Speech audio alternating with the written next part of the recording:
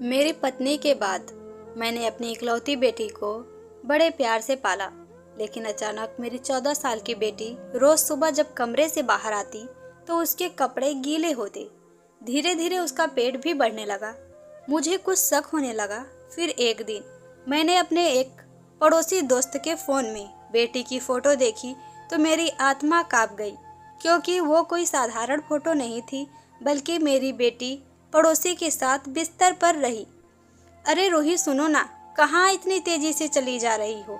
आरव तेज कदमों से उसके साथ पहुंचा और रूही का हाथ पकड़ उसे अपनी ओर खींच लिया। वहां सब लोग उन्हें हैरानी से देखने लगे। एक पल के लिए रूही को भी कुछ समझ नहीं आया, बस वो एकटक आरव को देखती रही। अरे क्या हुआ, कोई भूत देख लिया क्या? मैं आरव।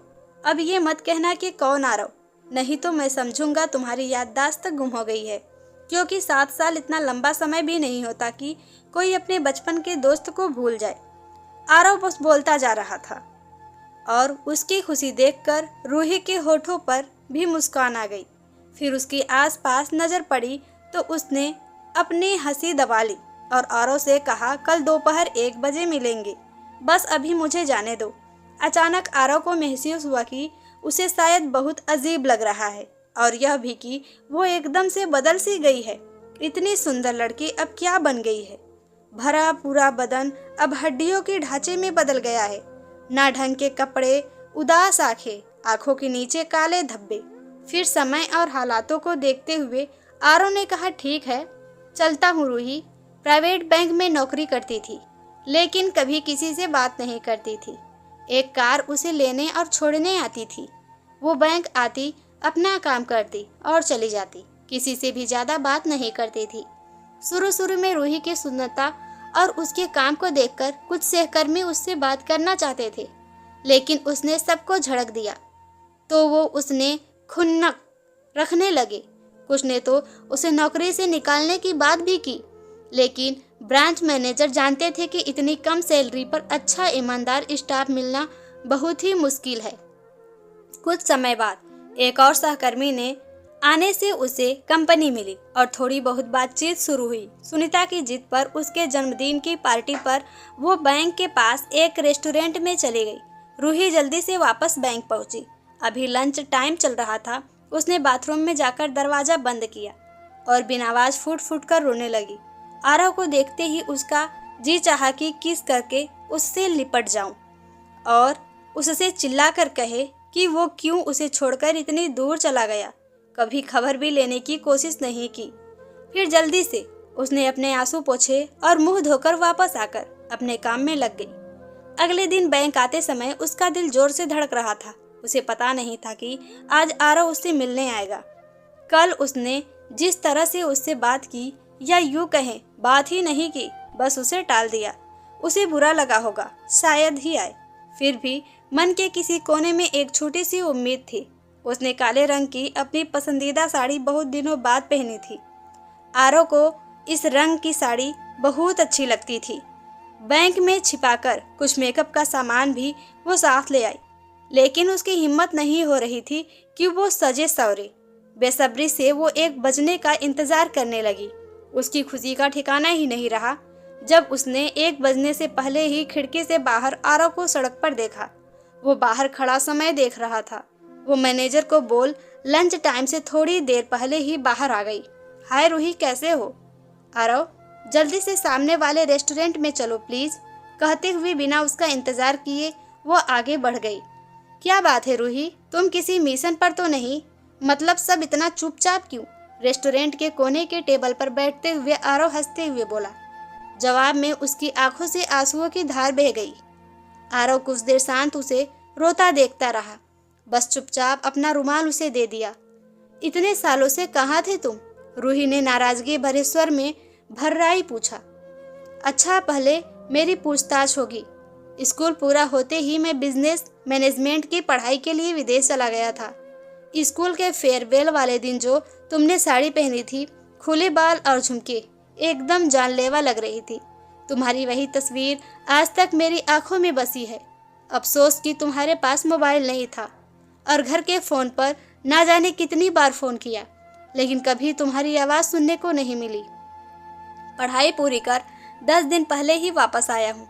अब तुम बताओ, कॉलेज कहाँ से किया और यहाँ कैसे, और ये क्या हाल बना रखा है?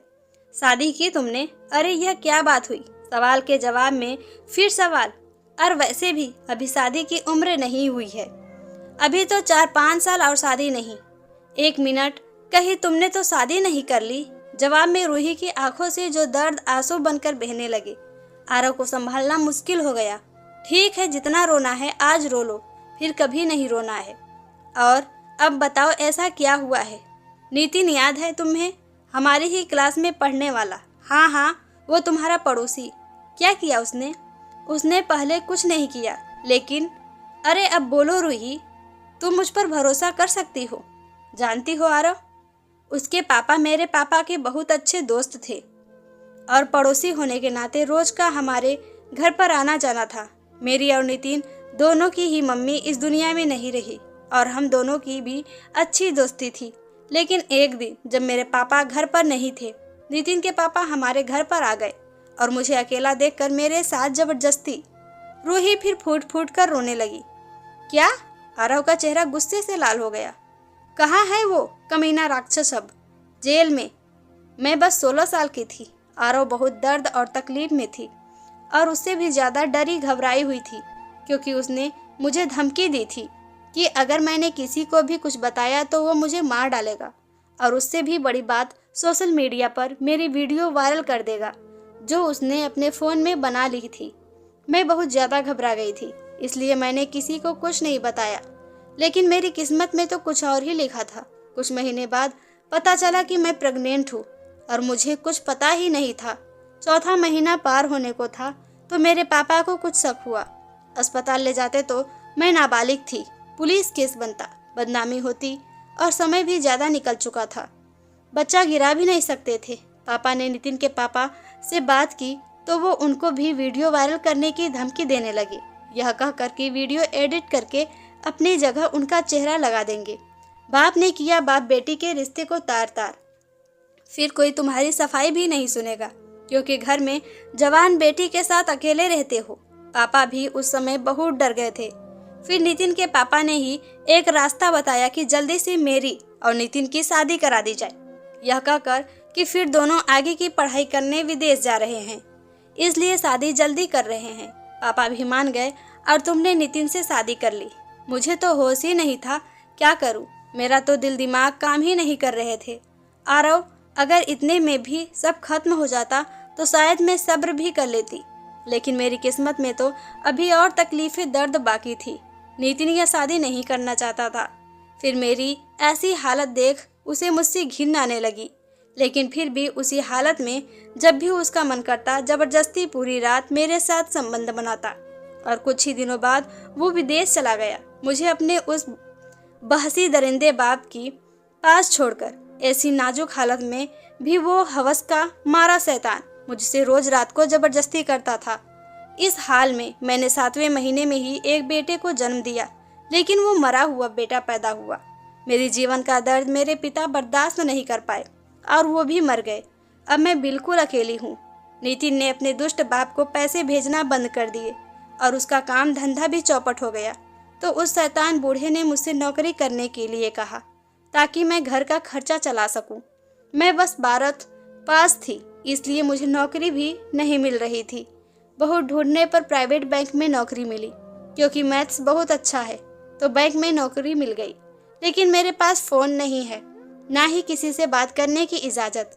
अगर किसी से बात करते देख ली तो मेरी बहुत पिटाई होती है और मेरे गंदे वीडियो वायरल करने की धमकी मिलती है जो रोज़ बनाए जाते हैं। तुम मुझे कह सकते हो कि मैं कितनी कायर हूँ, नफरत भी कर सकते हो। आरव बोला, क्यों नहीं, बिल्कुल नहीं। वो कुर्सी से उठा और रूही को गले लगा लिया और वो सोच रहा था कि एक पल में कैसे मैं रूही का सारा दुख दूर कर दूं। रूही का दर्द सुनकर आरव की रूह कांप गई। वो सोचने लगा कि दुनिया में कैसे हैवान है जो एक 16 साल की लड़की का बार बार बलात्कार कर रहा था, जिसका साथ देने वाला भी दुनिया में कोई नहीं, वो जिंदा है, यही बहुत बड़ी बात है। आरव ने रूही से कहा, रूही पता है, उस बूढ़े ने यह काम बहुत अच्छा किया कि तुम्हें घर से बाहर नौकरी करने के लिए भेजा मुझे बस तुम्हें थोड़ा सा समय दो और फिर वो हवस का पुजारी जेल के अंदर होगा। नितिन और उसके बाप को उनके घर एक गुनाह की सजा मिलेगी। विश्वास करो रूही, मैं तुम पर एक आज भी नहीं आने दूंगा। तुमने जितना दर्द झेलना था झेल लिया, बल्कि उससे ज़्यादा बर्दाश्त किया है। मुझे अगर भनक भी होती तुम्हारे दर्द की तो सब कुछ छोड़कर तुम्हारे पास आ जाता, लेकिन अब तुम अकेली नहीं हो।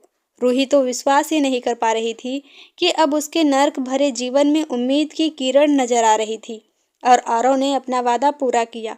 उसने पुलिस के साथ मिलकर नितिन और उसके बाप को गिरफ्तार करवाया। रूही को उसके पापा का घर प्रॉपर्टी वापस दिलवाई और नितिन से रूही का तलाक करवाया। लेकिन उसने बिल्कुल भी जल्दी नहीं की रूही को पाने और उसके साथ घर बसाने की, बल्कि उसे उसके दर्द से निकालने के लिए पूरा समय दिया। उसने हिम्मत और आत्मविश्वास जगाया, उसका एडमिशन कराया पढ़ाई पूरी करने के लिए, क्योंकि रूही के शरीर से ज़्यादा मन के घाव को भरना जरूरी था। आरव को विश्वास था कि वो एक दिन सब कुछ कर लेगी। रूही को भी उस पर खुद से ज़्यादा विश्वास था। तभी वो तो दोनों 7 फेरों में बढ़ने वाले पहले विश्वास के बंधन में बंध गए थे। कहानी कैसी लगी कमेंट बॉक्स में ज़रूर बताएं।